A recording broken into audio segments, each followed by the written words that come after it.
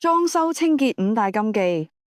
裝修完以為好乾淨，用錯方法清潔，分分鐘整花地板，搞壞裝修，仲會越清越污糟。今日我就會教你裝修後千祈唔好做嘅5件事，幫你避開復位。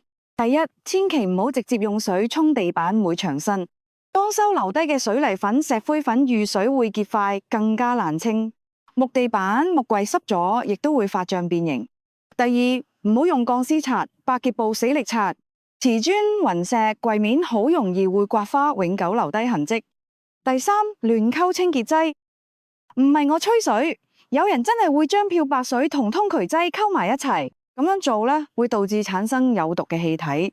第四，隻眼睇到嘅地方唔理隱形灰塵，裝修完灰塵會匿埋喺冷氣濾網、燈槽、門罅，長期會影響呼吸。